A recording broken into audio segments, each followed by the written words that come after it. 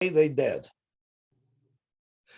The biological clock ran its circle, and the butterfly dies, producing progeny. We see this phenomenon in much more sophisticated organisms, such as, for example, salmon.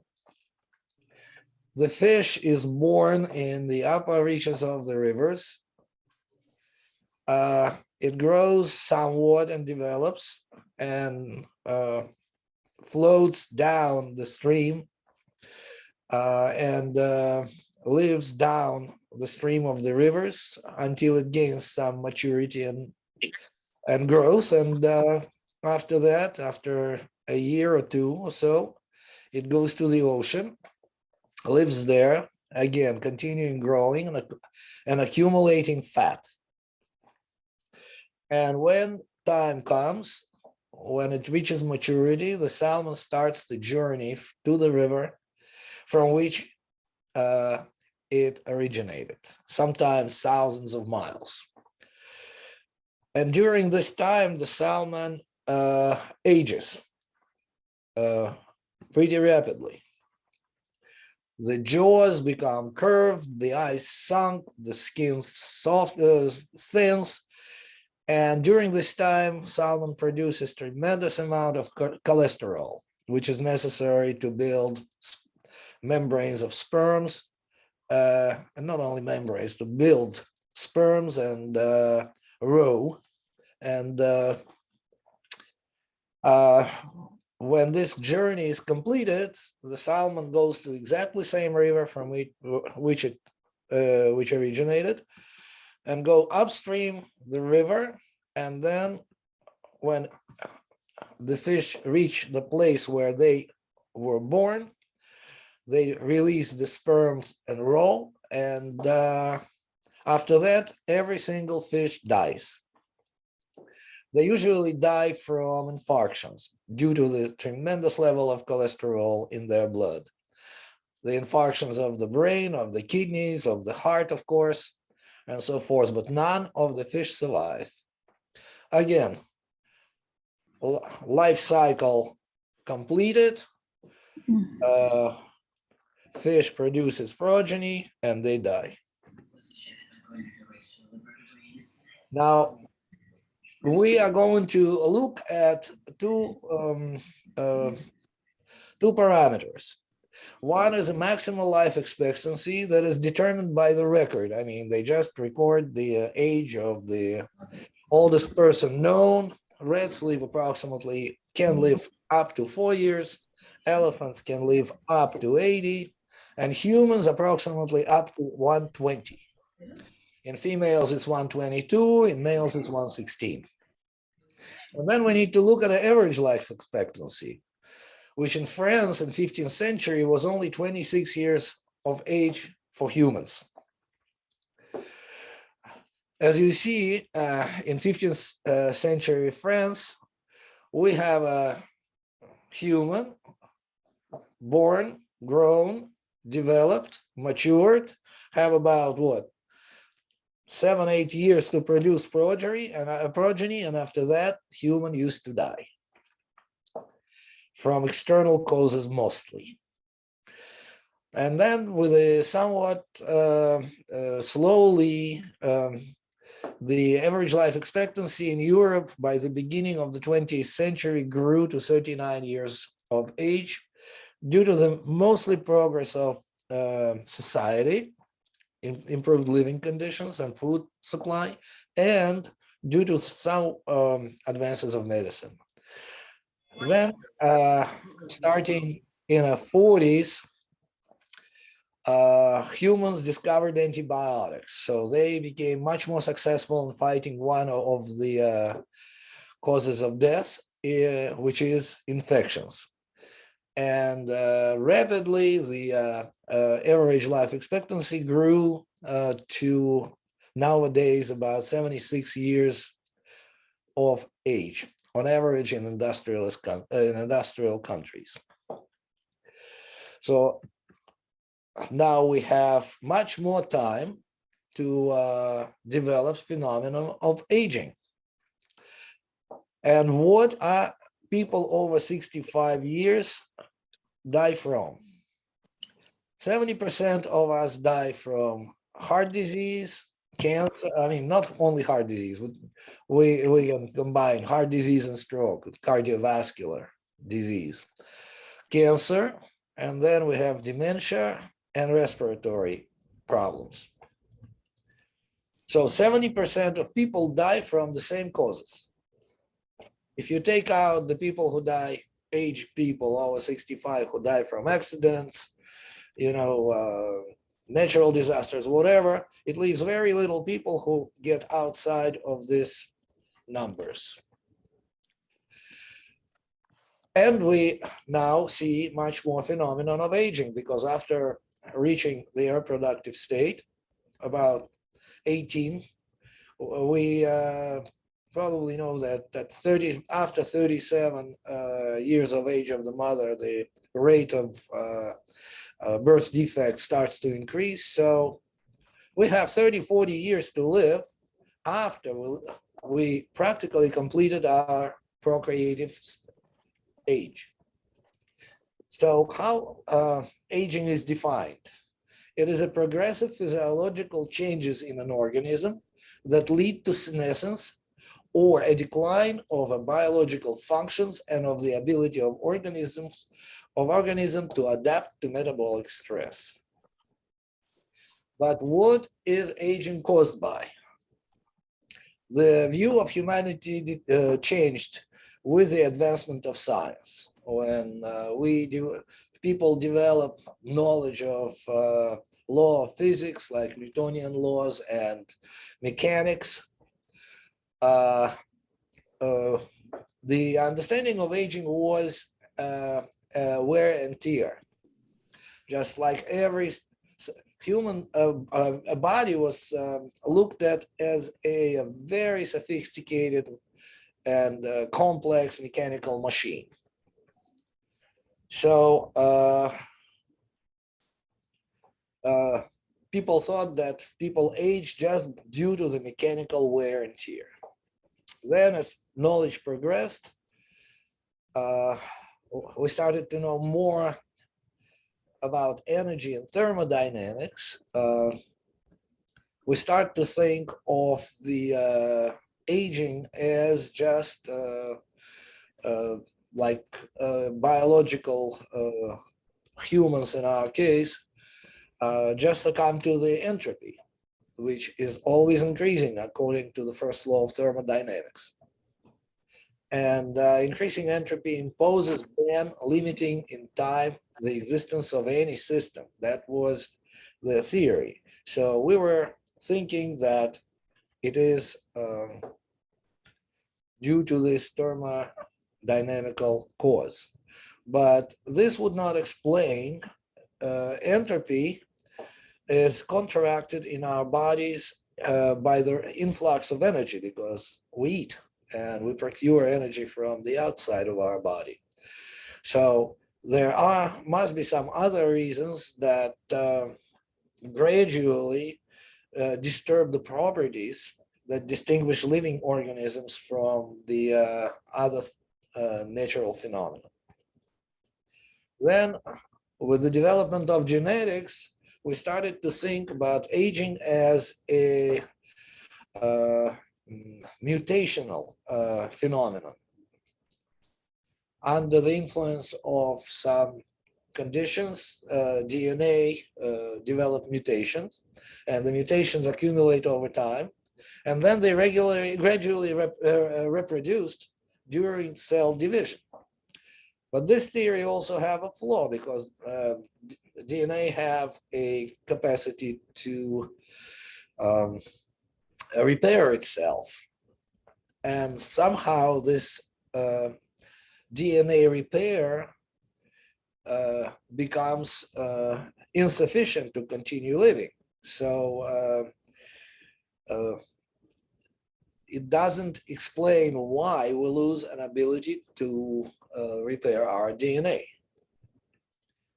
Then there is a programmed theory of aging, like the Hayflick limit, because he discovered that every species or organism have a genetically determined number of possible cell divisions.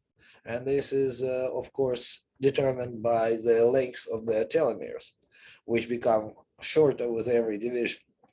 So when the telomere becomes short enough, cell commits suicide, undergoes apoptosis. But this theory also does not explain why the decline, why there is a decline to the sensitivity to the growth factors, which actually increase the number of cells and should counteract the Hayflick limit. And so we're coming to the understanding of the body, it's the next stage, as a very complicated cybernetic machine. And as you know, cybernetics is a science of control and signaling. And here we come to the role of neuroendocrine system. It's a system of control of our bodies. So this comes to the neuroendocrine theory of aging. As we know, practically we need to maintain the homeostasis. Claude Bernard, in the middle of the 19th century, postulated it was his most important discovery, that stability of the internal environment is the condition for the free and independent life. The mechanism that makes it possible is that which assured the maintenance within internal environment of all the conditions necessary for the life of the elements. And in reality, our environment that didn't change too much. Even now, our blood actually is almost identical to the chemical composition of Precambrian ocean, where life originated. Walter Cannon coined the term homeostasis, combining two words, homeo, the same, and stasis, condition. And he stated that homeostasis is a constancy in an open system that requires mechanisms that act to maintain the system, just like our bodies. Homeostasis does not occur by chance, but is a result of organized self-government. And in reality, the body can be thought of as a society of cells, with some citizens performing the role of a government. In short, neuroendocrine system. That's the system that actually mostly responsible for maintaining the homeostasis. As we already know, paramecium die from external causes, the change of salinity of the water, the temperature, maybe some kind of a chemical admixtures that is incompatible with paramecium life. But it is external causes, and paramecium is capabilities to adapt is very limited due to its simplicity. And in fact, all the evolution is a story of increasing an ability to maintain the homeostasis. The deaths come from internal causes in salmon, but from external causes only in paramecium, because otherwise it would divide indefinitely long. But in salmon, death follows completion of procreation. The goal of life is to produce progeny. After procreation is completed, the animal becomes disposable soma. And now we need to look at what is the disease. And the disease is a stable disturbance of homeostasis leading to loss of function and death. So if you have, let's say, elevated blood sugar, which is a stable disturbance of homeostasis, it does lead to loss of function and death. So maintaining the homeostasis is one of the main uh, conditions to continue living. Now, if you keep in mind that we have three major attributes of life, which is procreation, adaptation, and energy exchange, we have a normal diseases that develop in any aging animal. In animals, it's usually pets or domesticated animals, and humans, we just live past the time of procreation. So if you look at this diseases, like a menopause, it's a disturbance of procreational ability. Obesity, atherosclerosis, diabetes is the disturbance in the homeostasis of energy homeostat. Hyperadaptosis, it's an interesting term. It's a condition with the elevated cortisol that develops, that cortisol raises with age. So it's the condition under we live as if we are constantly under stress, which also very much connected to hypertension. And then we have a depression and cancer, which also kind of have very close relationship to energy exchange and hyperadaptosis. So animals consist of cells, and cells are regulated by the government, which is a central nervous system. And I would say neuroendocrine system. And in short, a system of body regulation is following. Brain receives the signals from environment through the organs of senses, and from inside the body, from the receptors, baroreceptors, thermoreceptors, and so forth, chemoreceptors. Brain sends the signal to the hypothalamus, and hypothalamus send the signal through the nerves of hormones to cells, and cells change their chemistry in response to this signaling. So hypothalamus is the major organ where the which is responsible for maintaining the homeostasis. That is where the nervous and endocrine system merge. It is definitely part of the brain because it's consisting of neurons, but these neurons have ability to secrete minuscule amount of hormones, which are releasing factors. And it sends these chemicals to pituitary, the hormones, which practically works as an amplifier of the signal. And because we need the pituitary because hypothalamus is not a gland. And besides, it's receiving millions of signals at any moment.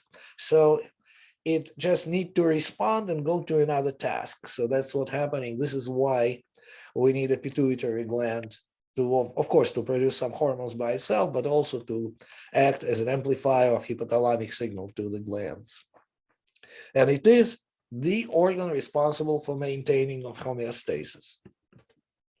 And this is endocrine system. It's not interesting, but what we need to remember that hypothalamus is the only place which regulates at the same time procreational, adaptational, and energy homeostasis. So apparently, if all three homeostases are being somewhat disturbed, that is maybe a place where the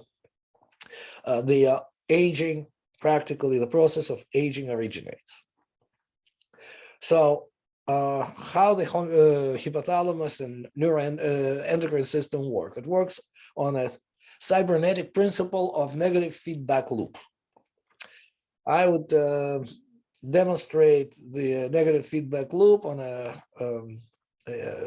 example of bathroom tank, which is invented to maintain a certain amount of water in it and not to overflow, and actually to be able to be used on its own. So we flush the water, the float goes down, pulling the arm with it down, arm goes down and opens the water flow. When water starts to rise, it raises the float. When the float reaches the certain, probably horizontal position, the arm stops the flow of water. So the system is regulated by itself. And this water actually is an agent of regulation, a signal of regulation. But if we think of how to increase the capacity of this system, because the human and animal body grows.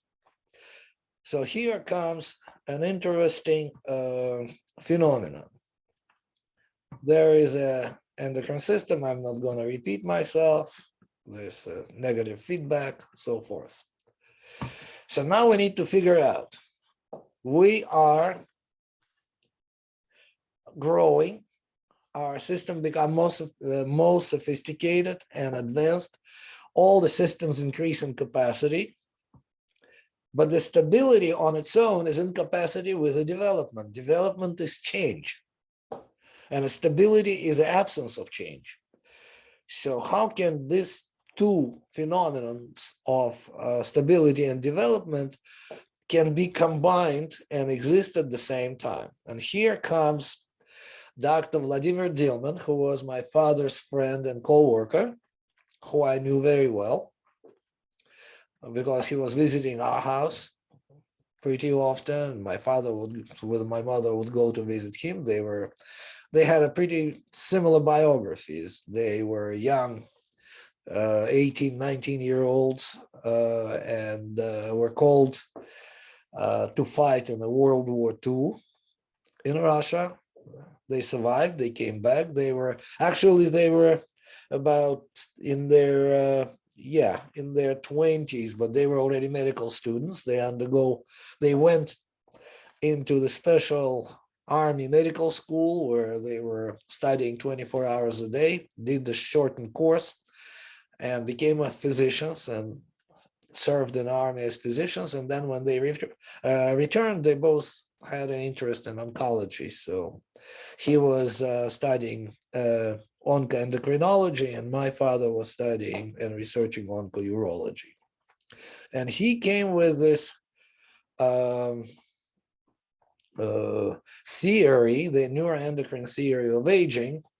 And he says that, for example, we grow the fertilized egg, turns into embryo, fetus, baby, child, adolescent. And all this requires the increase in capacity of all three major homeostats: energetic, adaptational, and reproductive. So what's happening? Where is the place where all the changes need to be in order to affect all three major homeostats? So let's go back to the tank. Let's imagine that the tank size slowly increases slowly increases in a size with time. At the same time, maintaining the same level of the water when it's full. So we need more water because the tank is larger in size. So actually this system, with growth of the tank, the system becomes less sensitive, gradually less sensitive to the negative feedback from water level. The same thing happening in hypothalamus. Dilman postulated that at every single moment, our body is in a homeostatic state. The temperature, the blood sugar, the minerals in our blood, everything, the temperature is maintained within a very tight range. But with growth, the hypothalamus loses the sensitivity to the negative feedback mechanism. And he thought that it is because the content of neurotransmitters in the hypothalamus gradually decreases, allowing for the growth and development of the organism. And it can be easily demonstrated by dexamethasone suppression test, because in a younger individual at the age of 25, the dexamethasone shot usually drops the cortisol approximately 50%. And if you take the 50-year-old, the same dose of the dexamethasone would drop the cortisol levels 30%. So that means that the sensitivity to the dexamethasone of the hypothalamus is lower in an older person than in a younger person. So the theory is at any given moment, homeostasis is maintained. Gradual decrease in sensitivity of the hypothalamus to hormonal feedback results in increased production of releasing factors. Decrease in sensitivity occurs due to decrease in neurotransmitters in the hypothalamus. However, the process does not stop when we reach the size and the complexity of the reproductive organism. The goal of the existence of any animal is to create progeny. After progeny is created, an animal becomes disposable soma. The beneficial process of development transforms to detrimental process of aging. It's like wave. We go up and then we go down. Death after procreation.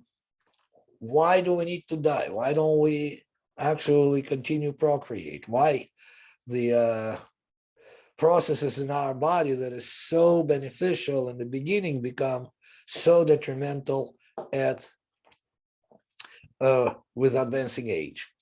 Well, it's very important for the older animals to die because, first of all, it helps to maintain nutritional base for new generation, the availability of food. It increases the rate of exchange of genetic material, so that's beneficial, and it decreases number of birth defects that are becoming more common with advancing age. So actually, the stopping of procreation with age is actually very beneficial from the point of view of a population. So what I want to talk, I don't have time to talk in details about all three homeostats and what kind of changes and how they're happening. But what I want to talk to you about the energy homeostat today and what's happening with age, with aging. So energy homeostat have four major factors. Of course, it's simplified, but it's mainly four major factors: glucose, fatty acids, insulin, and growth hormone.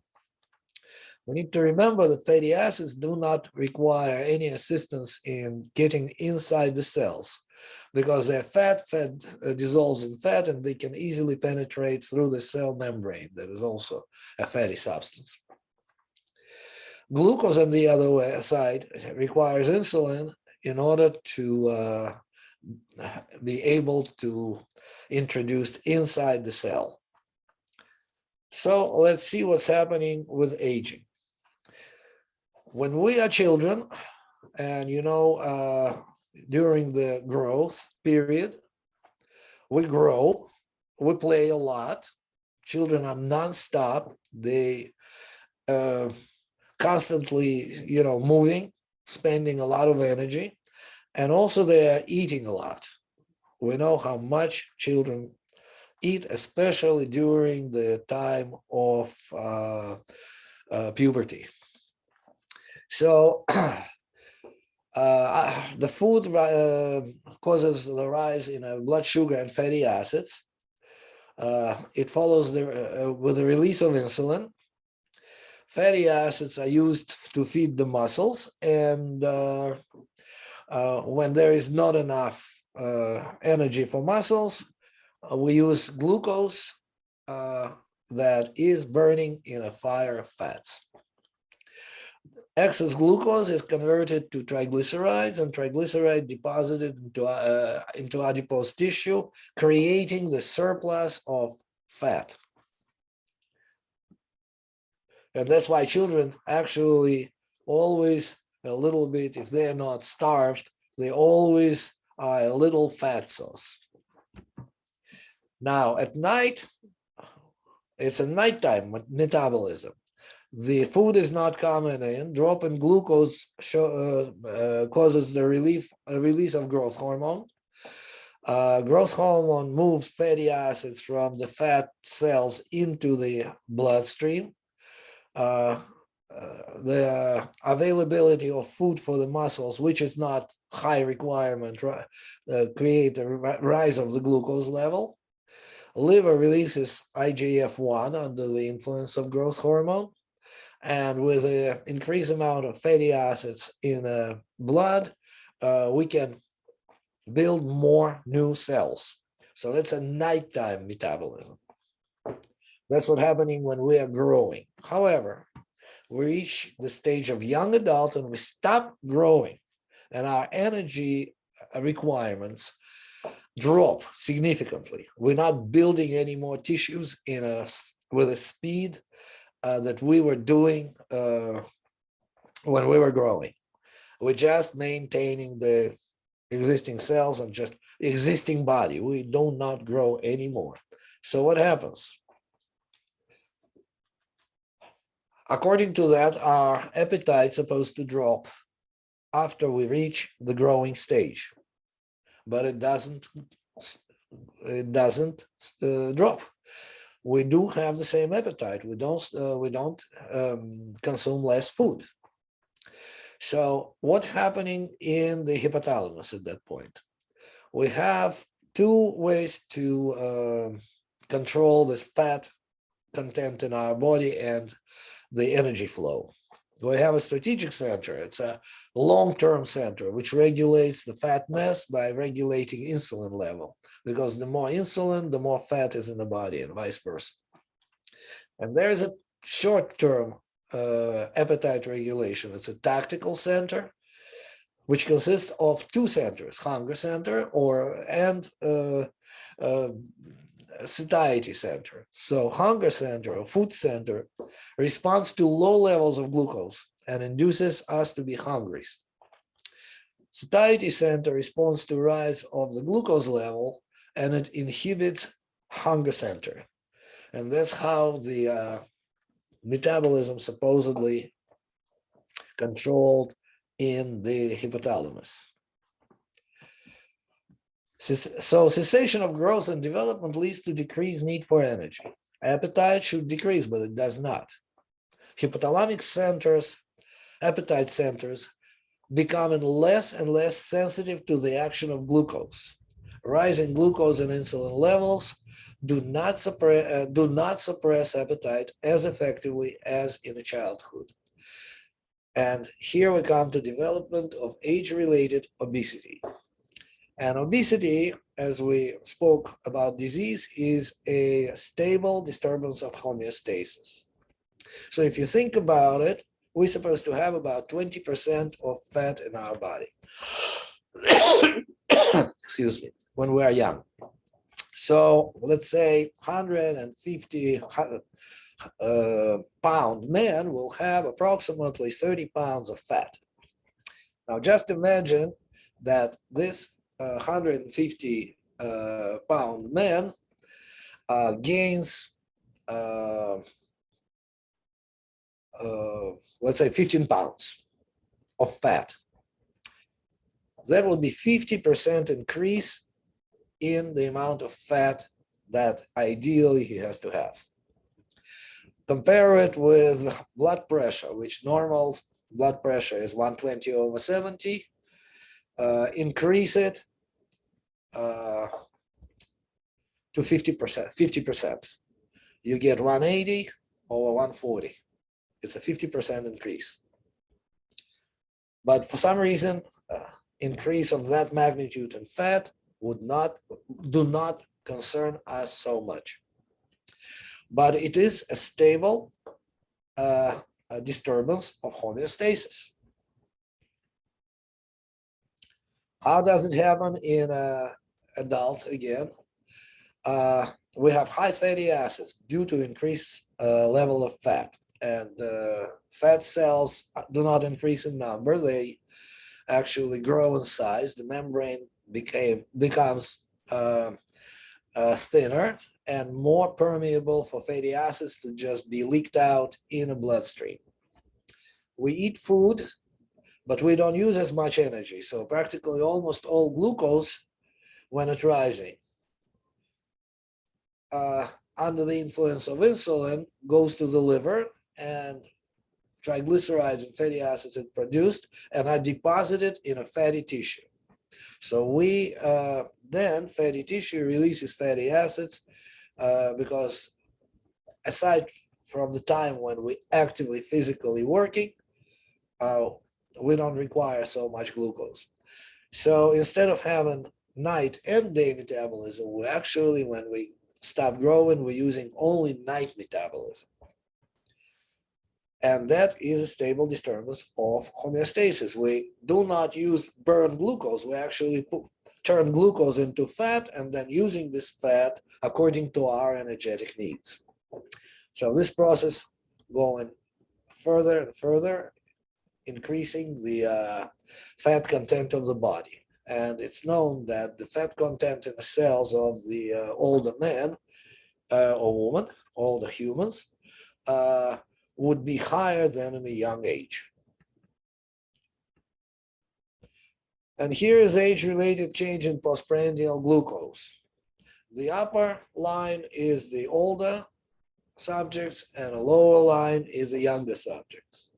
And for some reason, insulin, even higher amount of insulin, do not normalize the glucose levels for some reason. Why? Because of the less sensitivity of hypothalamus to insulin. Here is insulin sensitivity and insulin resistant charts. Insulin sensitivity goes down and insulin resistance goes up with age. So we growing older, middle age, elderly, senescent. So what is obesity really equals to? We know that obesity is a major cause of atherosclerosis, and atherosclerosis is a major cause of all the cardiovascular diseases, strokes, heart attacks, and so forth.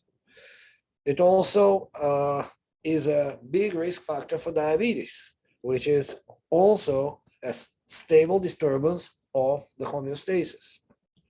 We have hypertension, which obesity plays a big role. Immunodepression. The phagocytes at certain point start to consider fat as a harmful substance, harmful agent, and start to consume the fats incorporate in their bodies and turn into foam cells, which are immunologically inactive. And of course, obesity is a big factor in development of cancer because of the increased amount of material for cancer cells to divide. So obesity equals aging. That's a disease of diseases. In the other homeostats, decrease in hypothalamic sensitivity to negative feedback from cortisol leads to gradual increase in its level, and thus hyperadaptosis, rise in blood sugar, blood pressure, decrease in immune responses. Decrease in hypothalamic sensitivity to negative feedback from sex hormones leads to menopause and andropause. I don't have time right now to go over mechanisms of these changes, but I know it is true. So now the major question, philosophical question. Any stable disturbance of any parameter in the body constitutes a disease. Medicine knows hundreds of diseases, but 80% of older people die from the normal diseases of aging.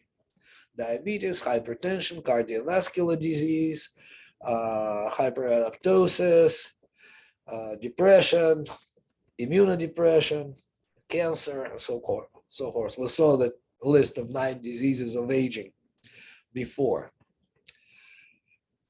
So we can conclude that aging is considered a normal process because everyone undergoes it. And could we consider aging a disease by itself? Just like we do not, like if we take diabetes, we do not separate diabetic nephropathy from diabetic retinopathy, from diabetic neuropathy. We all know that the major cause of these conditions is the disease of diabetics. So maybe aging is a condition, a stable disturbance in homeostasis that leads to development of all the normal diseases of aging. And this normal diseases of aging is just manifestations of the other diseases of aging. The diseases of aging is a manifestations of one disease of aging. I'm sorry, I carried away. So it is possible to consider aging a disease because it is stable disturbance of homeostasis in all 3 major homeostats. The fact that changes occur simultaneously in many systems and occur in everyone does not make it a norm. Because hypothalamus is the only organ in the body that controls homeostasis by influencing hormones, aging can be considered a hormonal disease. And of course, the goal of anti-aging medicine is boxing the curve. What we need is to prolong as long as possible the state of the organism in human. It is of about 35-year-old human with the highest level of activity, mental, physical, procreational. However, procreational is not that easy to achieve even with the hormone therapy, but the physical and mental and spiritual state of peak should be continued as long as possible. And so we need to rectangulate this curve, making this slow decline of function steeper and steeper and steeper. And that's it. There is some kind of, I put some studies there. This is my book, Hormones for Morons. It's available on Amazon and everywhere. So, and now we can go to question and answers if anybody have questions and questions. Thank you. Thank you. So in real life, how can we use what you were outlining to help ourselves, help our patients, help ourselves? Do you have any thoughts on that? Very, very practical guy. You like practical things. Yeah. Mm-hmm. Well, of course, we can look at we can try to replenish neurotransmitters in the hypothalamus. That's number one, of course. Number two, the major goal is to to fight obesity, because obesity is practically the main cause of all of the. It's a starting point of development of aging, because obesity influences practically all the endocrine glands. So weight control and appetite control after achieving the reproductive state is extremely important. And of course, regulation of the hormone levels and achieving the healthy levels of hormones, sex hormones, thyroid hormone, stress control, to control the level of cortisol, which is rising. Just normalizing hormones and avoiding obesity and supplementing with amino acids and hopefully restoring some neurotransmitter levels using tyrosine, the tryptophan. GABA is harder to do because GABA is actually does not penetrate the blood-brain barrier. There was this supplement. It was considered supplement here. It was called Phenibut, which is some altered form of GABA that penetrates the brain into the brain, but I think they kind of outlawed it or something like that. But yeah, there was some problem with it that I don't, off the top of my head, I don't remember. Well, because it was acting as GABA. Mm-hmm. It was actually acting as GABA. It was a GABA that would penetrate. I think it's a phenyl group there that make it able to penetrate the blood-brain barrier. But because it was acting practically, it's a GABA. It was acting almost like identical to benzodiazepines. Right. Well, Thorne makes a pharma GABA. I mean, you can get that. Most supplement companies have something that has GABA in it. Yeah, but GABA doesn't penetrate blood-brain barrier, so you can eat a kilogram of GABA, it would not get into the brain. Oh, okay. And this Phenibut was actually a derivative of GABA. It was GABA with a phenyl attachment, which was cleaved when it gets into the brain. And it was actually GABA, but it has all the qualities of benzodiazepines. People were getting somewhat dependent on it. Okay. But also, I mean, you have such hormones like pregnenolone and progesterone that are very GABA active. Correct. Yeah, there's a FDA-approved medication called, I think it's brexanolone, which is a synthetic allopregnenolone, which stimulates GABA production. It's FDA approved for postpartum depression. It's a little bit not ready for prime time. Presently it's only available as in an intravenous form, and the protocol is for an intravenous 60-hour continuous intravenous infusion. So it's an inpatient infusion. There's a 5% incidence of sudden loss of consciousness, so it's not good for if you're driving, for instance. So it's used as an inpatient, and it's $34,000 for a treatment dose. So actually, I pretty successfully treated several patients with postpartum depression with progesterone and pregnenolone. They respond very well.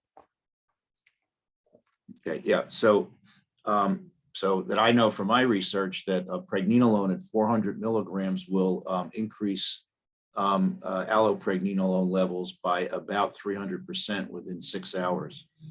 So, and I can find you the literature if references if you need that. So it's too cheap.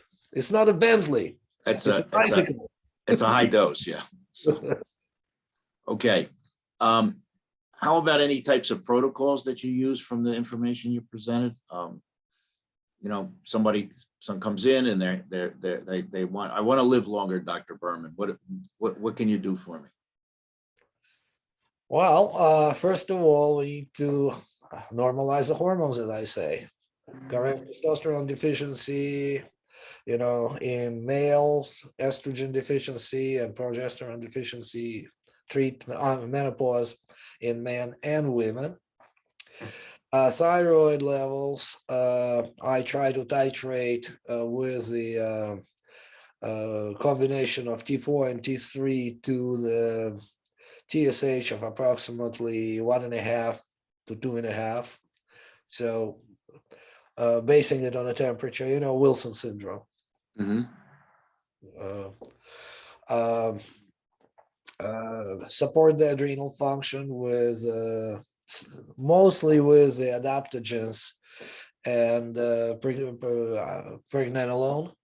And if needed, I give sub-suppressive doses of cortisol if their cortisol levels are low, and especially using the 4-probe cortisol, you can actually target the therapy if they have some drop in cortisol, because cortisol level actually increase, but due to the fact that we are especially after severe stressful episode, we develop cortisol deficiency.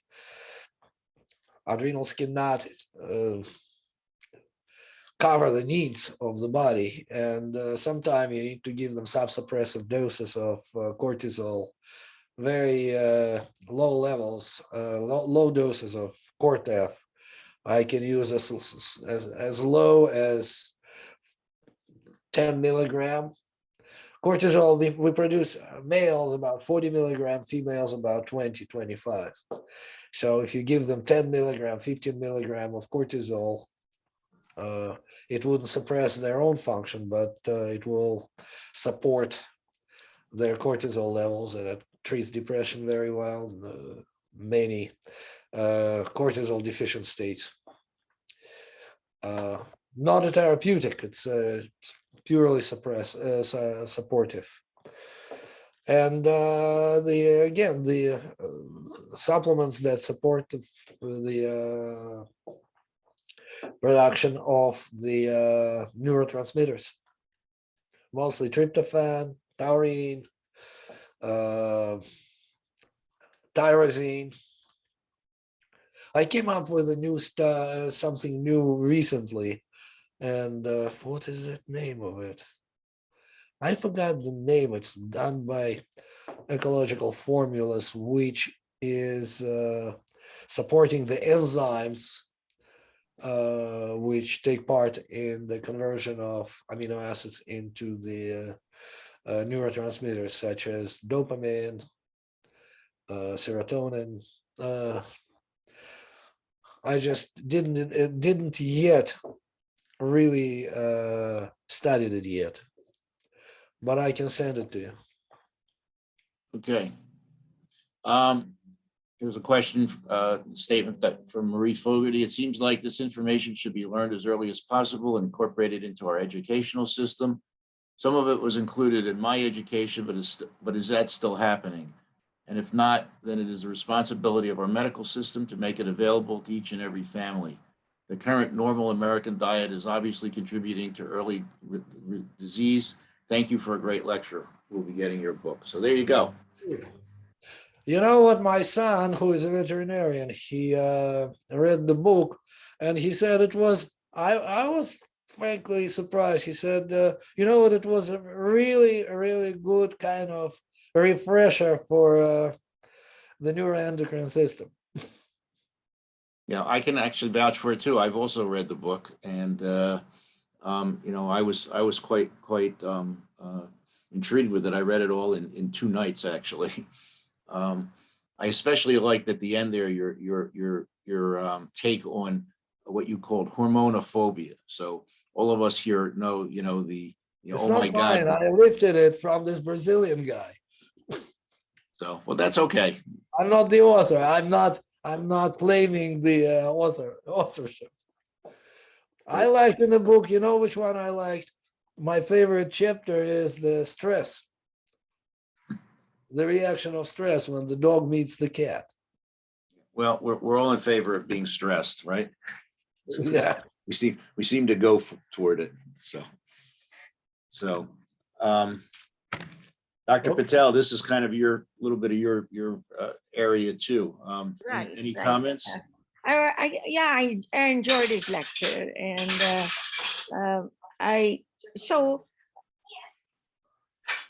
when he discussed about the neuroimmune and neuroendocrine system, I also put the immune system and cardiovascular system, which he indirectly, Dr. Berman included that. And in that, that when there are stable diseases, they were included in that.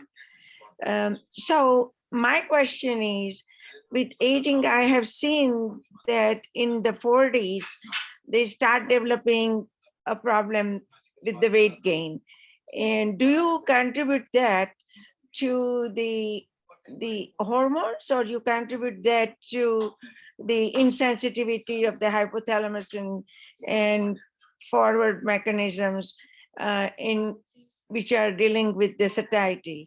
Because I see that patients don't want to eat, but they don't feel satisfied.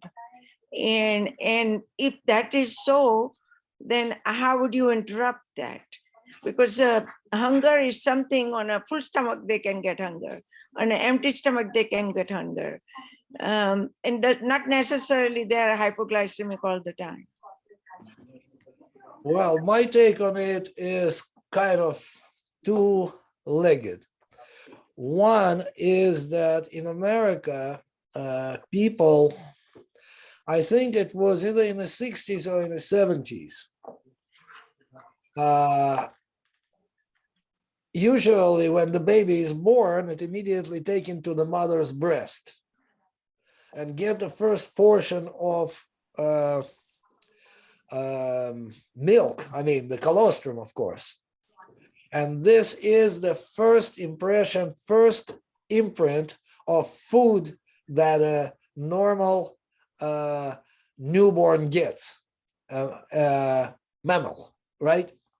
And a first imprint, first food, it's always the first impression is the most important impression, right?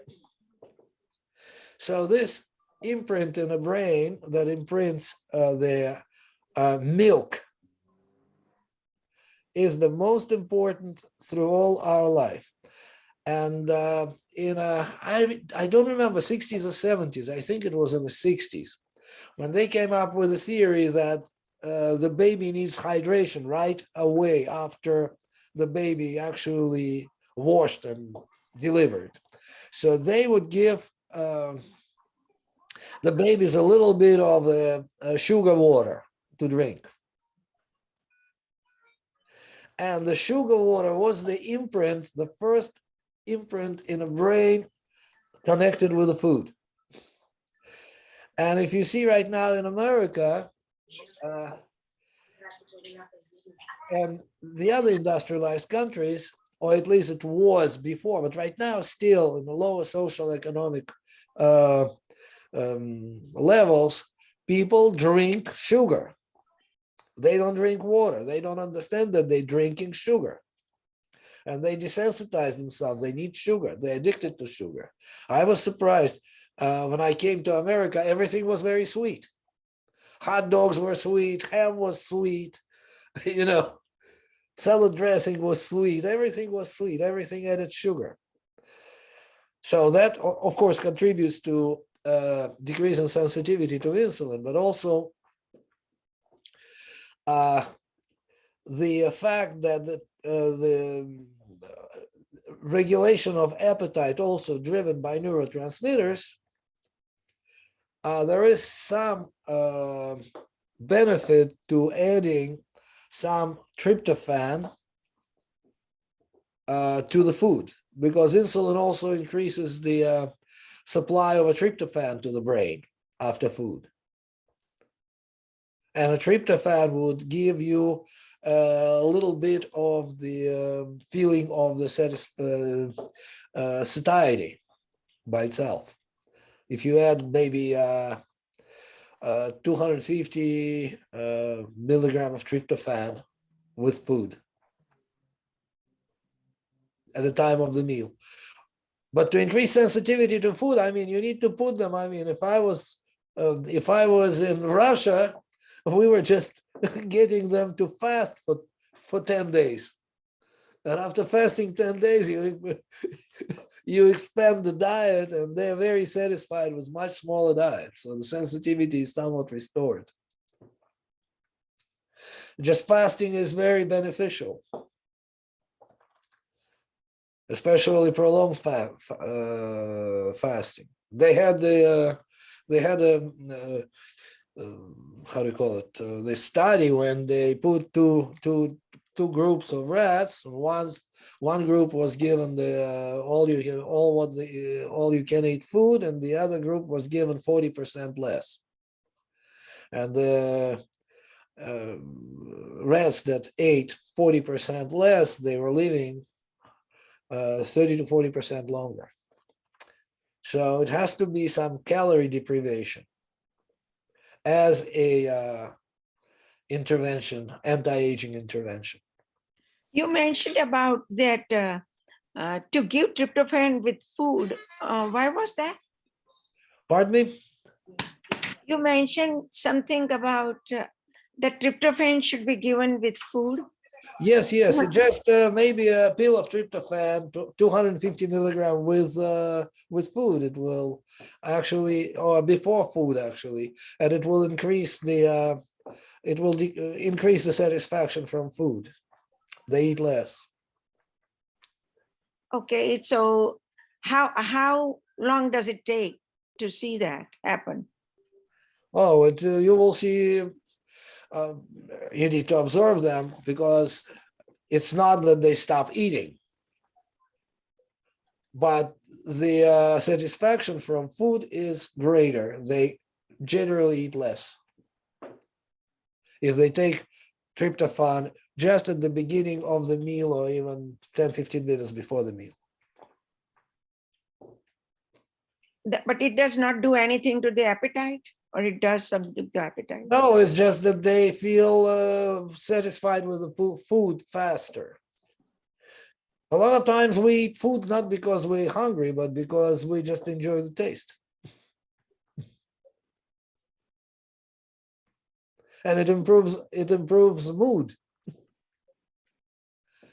Good food improves the mood. So it definitely some effect of amino acids on the brain, and sugar, of course. So you think it is all nothing but the protein is very important for the living human body?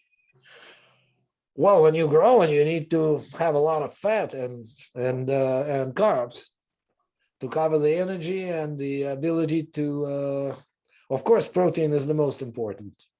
But when the people are growing and developing, yes, fats and carbohydrates is very important.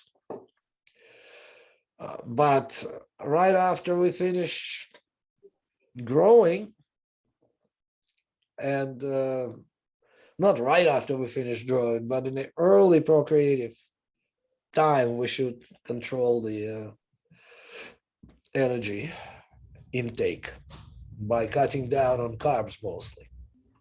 Because it is the Western diet has a more protein as compared to the other parts of the world, and Western part of the world has more problems with the aging than the other part of the world. So my question is that the protein content, meat eating is much higher in the Western part of the world. So what is there to say that, yeah, protein is there for the aging as compared to the other parts of the world?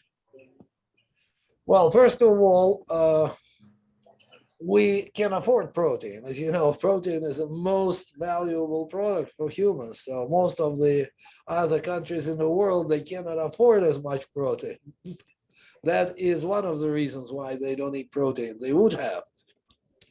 The other thing is that Westernized society limits physical activity tremendously. In the other countries, people physically more active.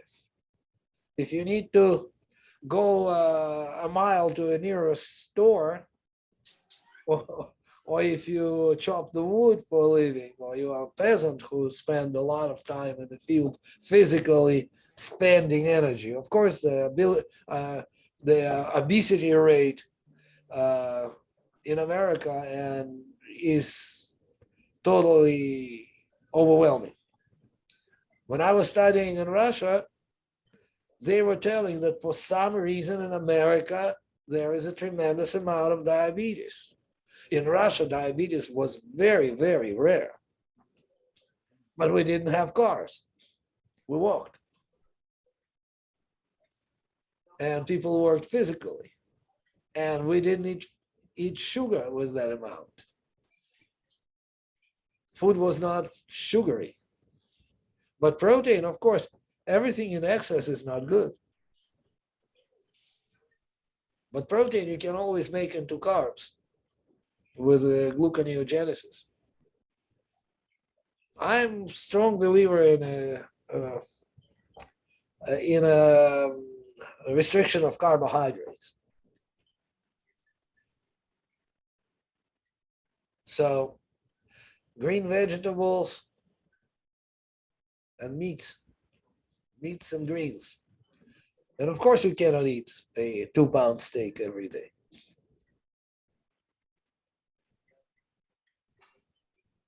I think some of that was us genius doctors in the 80s told everybody to not eat fat, right? Oh yeah. So the food companies took fat out of everything and put sugar in everything. So yeah, but then they also put them on statins, and now we have an epidemic of the dementia. Well, according to the lipidologists, that doesn't happen. That was disproven. Oh, okay. I'm just telling you, I had a big argument with Dr. Lillo's, the lipidologist in our group, and he will argue till you're blue in the face that was disproven and it doesn't happen. So.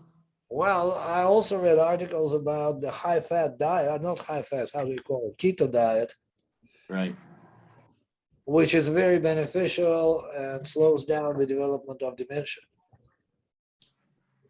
I've read the same articles, so I'm just passing along the information. So, if you follow the advent of the no-fat diet, you remember back in the late 80s, early 90s, avocados were no good, coconut was no good. Yep. No fat raspberry vinaigrette. That was the salad dressing of choice. It was all full of sugar. Was that a Dr. McDonald's diet or something? Yeah. He was a high predominant in carbs. Avoid fat, increase carb, and yeah. And then there was the food pyramid in 1992. The base was carbohydrates, 6 to 10 servings a day of carbohydrates, and little to 0 to 5% of fat. And well, they didn't clarify what kind of carbohydrates. If it's a long chain carbohydrates, let's say cellulose. No, they were talking about white bread. They were talking about white bread. They even had pictures talking of about the whole grains, whole grains, yeah. and the. Yeah, they had pictures of it, and right, but even now for vegetarians, I think the vegetarians have whole grains and also the pulses, the greens, beans, and whole grains are part of their diet with the nuts and seeds. So according to your diet, how does that diet stand, Dr. Berman? Well, a lot of vegetarians, they do it for some spiritual reasons and for moral reasons. It's not that they feel that vegetarian diet is healthier. It's that they feel that they don't want to kill animals. I have a friend who is like that, who just doesn't wear anything leather. He doesn't wear silk because they kill the worms to make a silk. So for him, it's immoral, and a lot of them are like that. Some of them, some of them feel like it's a very beneficial. But if you think about how the GI tract of the humans are built, it's most probably similar to the GI tract of a pig, which is omnivorous. We don't have a GI tract of the herbivorous animals. It's just we started to eat meat more, and that, as far as I understand, it's not, again, it's not my theory, but what started actually the rapid development of human brain is the invention of fire and cooking with fire that made actually the meat much more easily digestible. And that made capacity of the prehistoric, make prehistoric humans capable of developing actually a human brain from the pre-human brain. The availability of capacity to digest meat better. The meat that was cooked. So the, the Indus development in over there, they were eating more of a vegetarian food, and also it became a religious part. And that does not mean that they are not developing normally, they don't have, but the modernization has made them fat. It was not the original diet that made it fat, because the modern diet is the refining, and when you refine anything, it is easily digestible, easily assimilated, easily glucogenic response, and as a result, higher insulin, and then one ends up developing the insensitivity because there is too many peaks and valleys.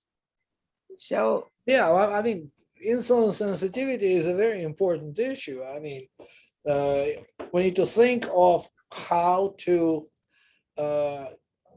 maintain the insulin sensitivity. I eat mostly, for example, I tend to be overweight. I eat greens and meats. Dr. Clearfield knows. We had a problem finding restaurant in Miami. We didn't have any problem. We didn't have any problem finding him. You took me to a Russian restaurant. Was it a Russian or Uzbek restaurant? Or was it in Dallas? No, it was in Doral. It was in Doral. Remember, we were looking. My wife said he needs a salad with a piece of chicken or meat or fish. And everywhere they have bread, rice, and I need my salad. All right. Well, you should need to go down to the Piggly Wiggly and get a bag of salad and you're all set. Okay. Anybody else have any comments or questions? Going once, going twice. Anything in the chat here? Got a lot of attaboys and very goods here, Dr. Berman, and lots of thank yous. Thank you for being with us. And we put you on our email list, so we'll be inundating you with our events also. Thank you. So, okay. Inviting me. Okay. Thank you for sharing your information and your wonderfully titled book here. I think you should make it a series. Okay, and you can sort of break it down, thyroid for morons, testosterone for morons. You get the picture. So Well, I need to then move to Costa Rica because I need to be living a hermit's life. Somewhere in the mountains without a car, and the nearest shop a mile and a half. Okay. And I can write. Okay. Anybody, please get in touch with me if you're interested in presenting on our Tuesday nights. And next week, Dr. Halasso will be back with us. He's going to give us part 3 of his immuno-oncology, integrative oncology series. Dr. Patel, if you have anything else to add, I'll be in touch. Okay. I know there's always something. Yeah, there's always something. There's always something. Anybody else? Anybody who's not, not used to speaking and not used to presenting, if you're interested, this is a great forum. You're in your own space and you're talking to a machine. We're looking at you. Nobody's going to throw tomatoes at you. And so we sort of encourage your participation. Dr. Burgess, do you have anything to say about OMED? So OMED, as you know, is the Aoa Scientific Convention coming up in October. We have to get the schedule prepared already. I haven't recovered from our Las Vegas event yet. In case you missed it, we were reevaluated by the AOA, and we were recredentialed as a CME granting organization for 5 years. So, and that's for AOA and AMA CME credits. So now, why don't you get it for your webinars? The problem with the webinars is there's quite a bit of paperwork that needs to be done, and it's me, and I don't have the capacity to do it. So I've been working with them with the AOA for months now to see if there's some other way that it can be streamlined. Another thing, you can give the guidelines that what you would like. Well, they want a roster. They want the speaker has to have certain things signed. We can't mention brand names, which we can without the CME.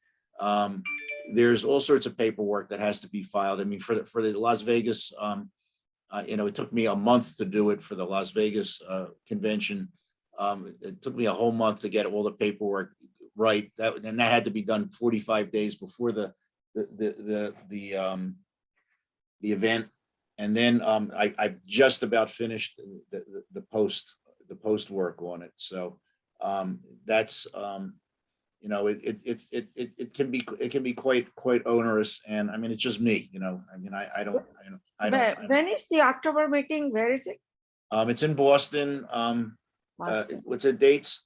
October 19th to the 23rd, or I think it's the 27th to the 30th, right? Yeah, it's 27th to the 30th, the last few Boston. days, Friday, Saturday, Sunday, the last Friday, Saturday, Sunday. in What kind of October. convention it is? It's the AOA's scientific convention. American Osteopathic Association. American Osteopathic Association. Okay. Okay. All right, guys. Don't despair. Now they actually are eligible for CME, AMA CME credits now. So you're more than welcome to come. Thank you, guys. I need to go because it's 2 times later here. Yes, we know that. Thank you so much, Dr. Berman. We'll be in touch. Thank you for inviting me. It was fun. Okay. The questions are the recordings from Vegas available? The answer is not yet. I don't know where they are. I call them at least twice a week. They're not yet. The slides are available, but they're password protected. And I'm sorry, I forgot what the password was. So I'll find out what it is, and I'll send an email to everybody who was part of the group, so that you'll be able to at least get the slides, and I will press them. John, you have anything else to add? No, everything's in good shape. And Dr. Patel, just as a note, one of the reasons we've done the webinars without CME as well is because we're allowed to speak more openly and honestly about situations.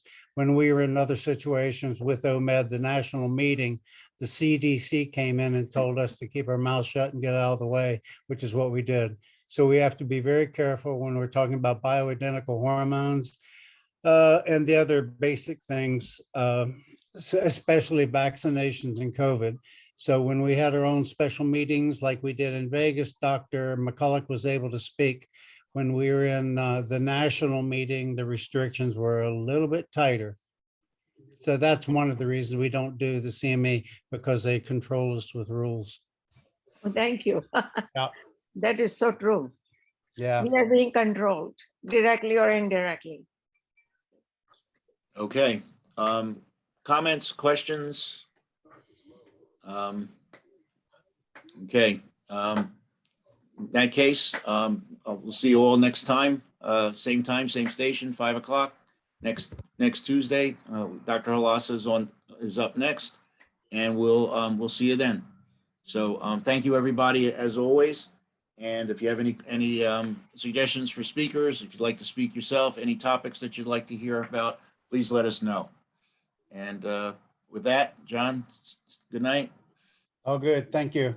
Dr. Renza, Dr. Rodriguez, thank you, Dr. Patel, Dr. Halasa, Dr. Octavani, Dr. Cruz, Dr. Ching, Dr. Centric, Dr. Peterson. Thank you all for being here. Dr. Fogarty, I think I mentioned everybody.